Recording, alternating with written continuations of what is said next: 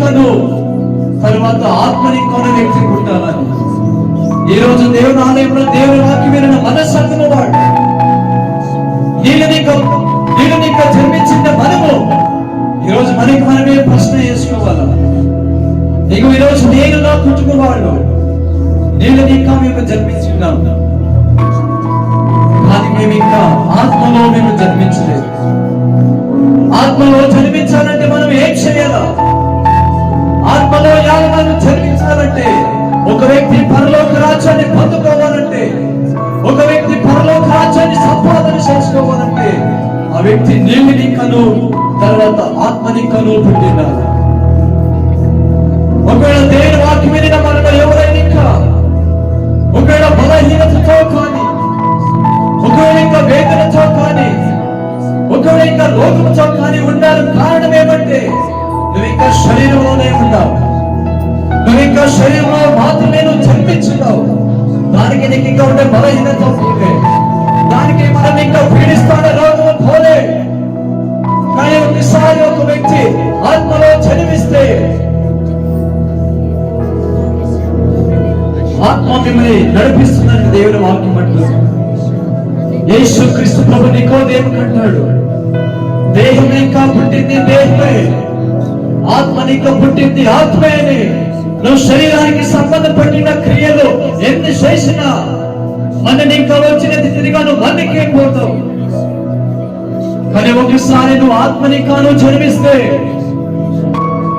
ఆత్మనికాను పుడితే ఆ పరిశుద్ధి ప్రతి దినము మనల్ని నడిపిస్తాడు.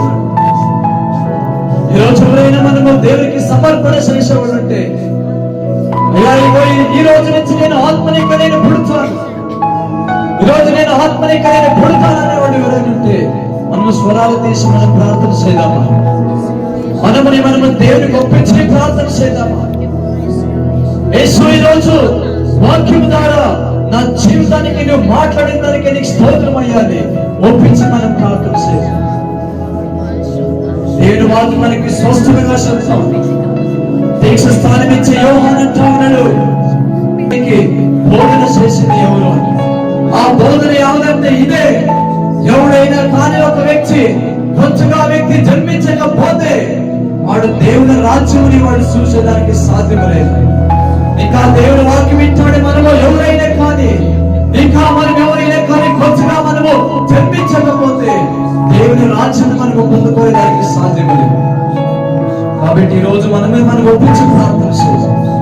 యేసు మీద నేను కొత్తగా నేను జన్మిస్తాను, నా మాటలు, నా ప్రవర్తన, నా నడే, నా నుడి అన్నిట్లో కూడా నేను కొత్తగా నేను జన్మిస్తానని స్వరాలు తీసి మనం ప్రార్థన చేయాలి. కలిసి మనం ప్రార్థన చేయాలి.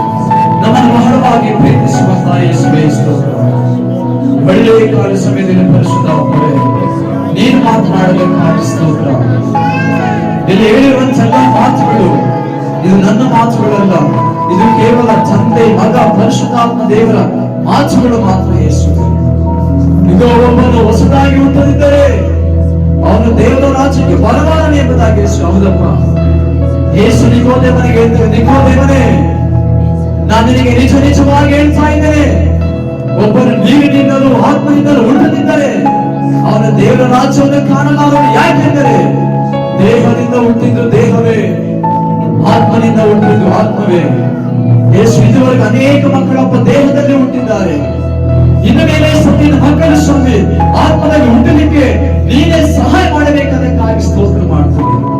ಯಾರೆಲ್ಲ ವಾಕ್ಯವನ್ನು ಕೇಳಿದ್ದಾರೆ, ವಾಕ್ಯವನ್ನು ಕೇಳಿದ ಒಬ್ಬೊಬ್ಬರನ್ನಪ್ಪ ನೀನು ಮಂಡಿಸು, ಆಶೀರ್ವಾದ ಮಾಡಿಕೊಳ್ಬೇಕು. ಬರತಕ್ಕ ಪ್ರಚಂಡ ಘನ ಮಹಿಮೆ ನೊಬ್ಬರಿಗೆ ಸಲ್ಲಿಸ್ತದೆ.